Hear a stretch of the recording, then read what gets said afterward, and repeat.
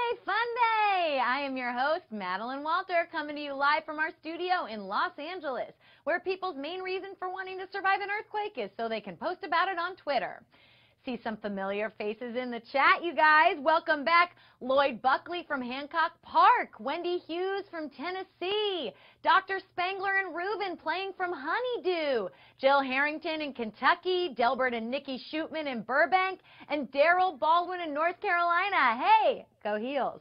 If this is your first time playing, the rules of Beat the Queue are simple. I will provide you with 12 trivia questions, and you will try to answer them correctly. If you get all 12 right, you will win or split our grand prize. However, get a question wrong, and you are eliminated. Today, you will be playing for a massive prize of $25,000.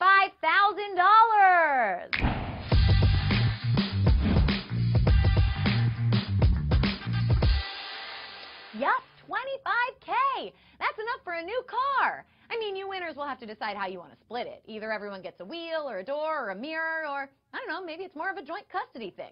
Up to you. Some helpful tips. Beat the Queue is best played in groups, so gather your friends and family. Plug your phone into a power supply, make sure you've got a strong Wi-Fi connection, and when investing in your future, be sure to diversify your portfolio, which I think means putting $500 into a savings account and then crossing your fingers you get famous. Okay, Beatniks, since we are wrapping up Season 1 of Beat the Queue tomorrow, this is my last episode of the season.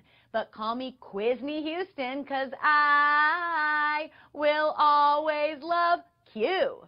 Here we go. Question 1. On Happy Days, the Fonz was famously known to say what? A, no, or why not? Which one is it, you guys? Well, the Fonz was the Urkel of the 80s. He was introduced as a minor character, but over the years became the main focus of the show. The Fonz is also responsible for the phrase, jumping the shark, which refers to that point when a show resorts to ridiculous gimmicks to maintain viewership.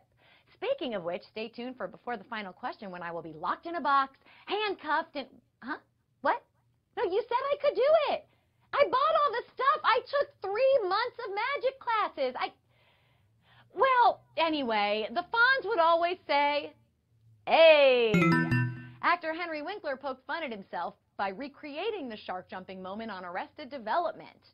And congrats to the 15,000 of you who are on your way to a happy day because you got that right. You are staying in the game. Question 2. In America, the 4th of July is often celebrated with what kind of pyrotechnics? Emergency flares, fireworks, or bullet squibs? 3 choices. What's the right one, you guys? Well, the 4th of July celebrates America throwing off the chains of its British oppressors so that colonists could enjoy the freedom of oppressing a bunch of other people. For humans, this holiday is a great excuse to party, and for dogs, it's the apocalypse, because they hate the noisy sound of fireworks. Bullet squibs are best left to the professionals, and emergency flares aren't for celebrating, they're for training a T-Rex. One place I don't want to see fireworks is in the chat, guys. Make sure you're being nice to each other in there. In the meantime, let's keep playing. Question 3. What New York rapper released the hit single Bodak Yellow in 2017? Cardi B, Migos, or A$AP Rocky? Which choice? What do you think, guys? So, which rapper brought us Bodak? This song topped the Billboard charts for 3 weeks, making your answer the 5th female rapper to ever lead the chart. And female is a big hint there, since that knocks out A$AP Rocky and leaves us saying adios to Migos. Your answer is rapper Cardi B. Cardi B appeared on SNL last night, and in addition to revealing some comedic chops, she revealed something else as well. A baby bump, finally ending months of speculation around if the singer is pregnant, but not ending decades of focusing so much on a woman's body that whatever's going on with her stomach is the news. And as Cardi B adds to her family tree, almost 12,000 of you are still clinging on to the quiz tree. Good work, you guys. And now, to serve up our next cue, here's special guest Wolfie Raps. Take it away, Wolfie. Hey, Beatniks, what's poppin'? It's your boy Wolfie. Like all of America's favorite entertainers, I'm Canadian. It's pretty much me, Drake, Deadpool, and Jim Carrey hanging around a giant order of poutine every night. Come hang out sometime. Okay, here's your question. Question number 4. Ottawa, the capital of Canada, once went by what name? A, Mount Royal, B, Bytown, and C, Niscapi.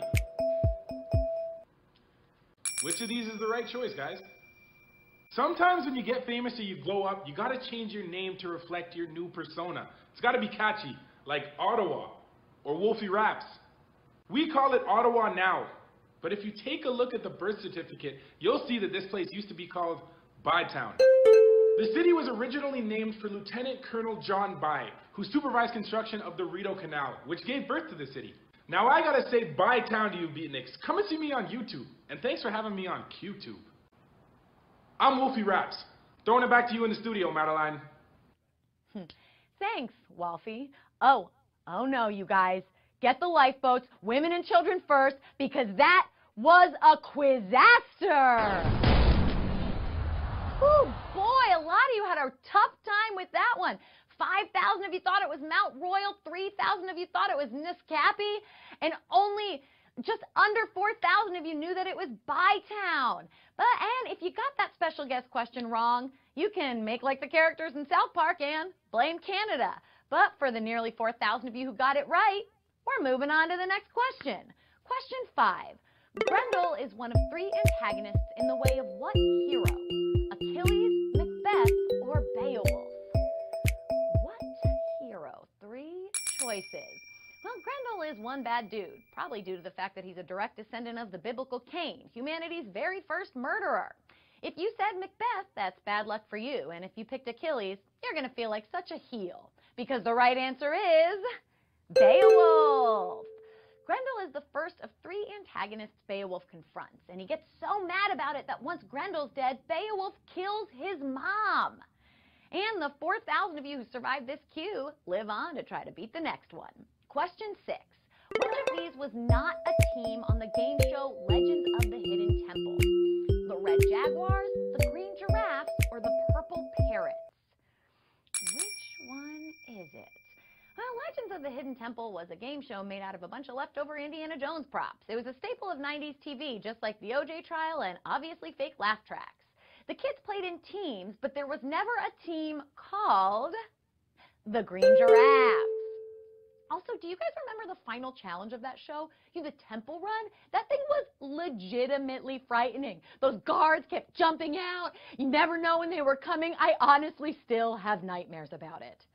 But if you stuck your neck out on this one and lost, you might be turning green just like those giraffes.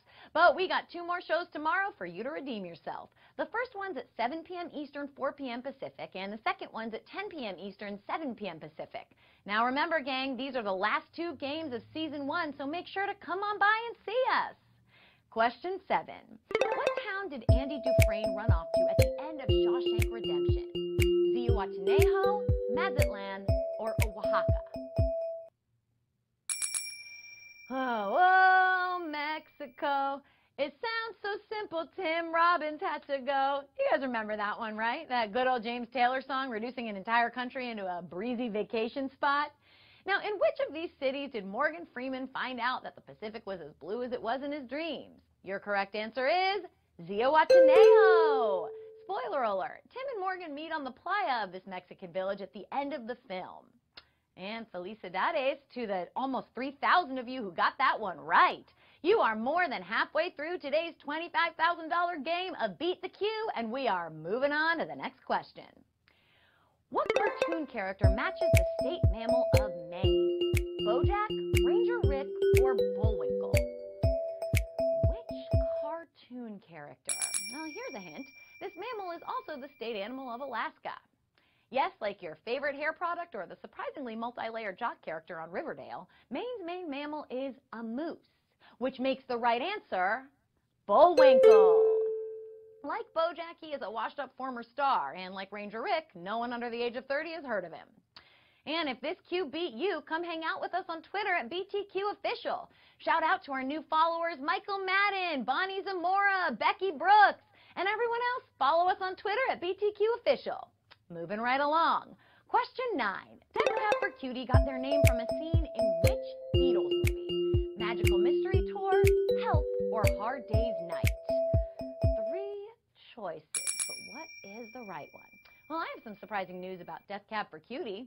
They're still together. It's going to be a hard day's night for you if that was your choice, and you clearly need help, but that's not the answer. The song Death Cab for Cutie was written and performed by the Bonzo Dog Doodah Band in the film Magical Mystery Tour. The Magical Mystery Tour album featured singles like Strawberry Fields Forever and Hello Goodbye. And with that, those of you who got this wrong can say goodbye, but I say hello to the 2,000 of you still in the game because you've only got 3 cues left before you reach that $25,000 prize. Question 10. In defending your life, what food is forced on Daniel by an Italian waiter? 9 pies, 12 lasagnas, or 20 hot dogs? What do you think? These answers sure look like a stoner's grocery list. Defending Your Life is an Albert Brooks film from the 90s about a guy who dies and has to justify all his lifelong fears before he can get into heaven. It's also my husband's favorite movie, so I've seen it.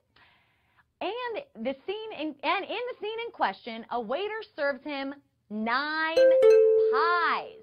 Well, if the secret to entering heaven is overeating, I'm pretty sure I got a master's suite already reserved. But, you guys are about to be defending your lives because this was another quizaster.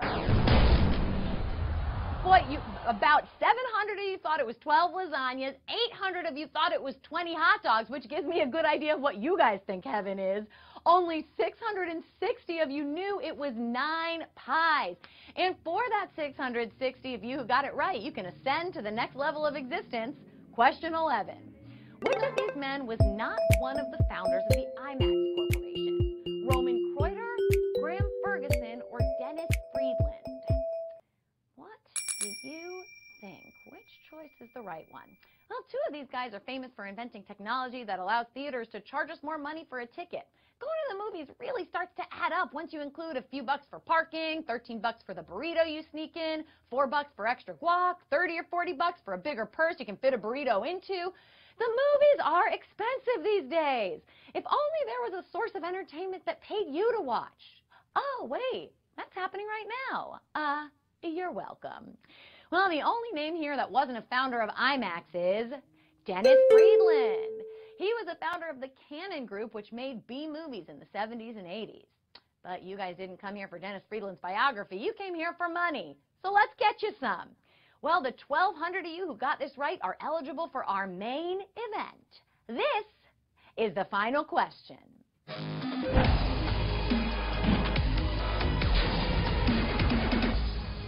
Here it is for $25,000, which seems like enough money to build your own IMAX at home. Question 12. Nintendo once licensed a breakfast cereal titled Nintendo what? Super Cereal, Cereal System, or Cereal 64? Which one is it? Well, Nintendo went against the grain by packaging 2 cereals in the same box, one being Mario-themed and the other being Zelda-themed. Unfortunately, this trend didn't survive the 80s, just like shoulder pads and the movie career of Anthony Michael Hall.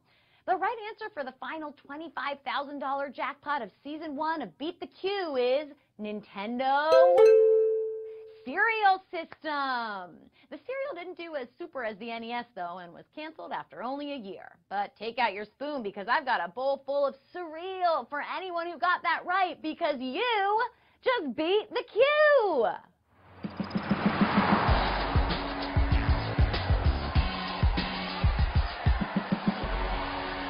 You guys, we had almost 1,200 winners. That is awesome. And let me do some quick mental math. Each of you won, 5,000 divided by almost 12, $21. That is how much each of you won. Way to go. Guys, think about it. If you took that to Taco Bell, you could get so many Crunchwrap Supremes. I love a Crunchwrap Supreme. The rest of that menu, it's fine. Congrats to everyone who beat the Q today. Let your friends know you won this food fight by chowing down on this 12-course meal of pop culture cuisine. And if you didn't win today, we will be back tomorrow with our final shows of Season 1. The first is at 7 p.m. Eastern, 4 p.m. Pacific, and then tune in at 10 p.m. Eastern, 7 p.m. Pacific for the shocking season finale. Questions will be answered. Secrets will be revealed, and one of your favorite hosts will not survive. Here's an early twist. I'm a ghost. Well, I've been your host, Madeline Walters, signing off with a serious case of senioritis. I had a great time getting to know you all. I hope we have more classes together in the future. Have a great summer. See you at the pool, guys. Bye.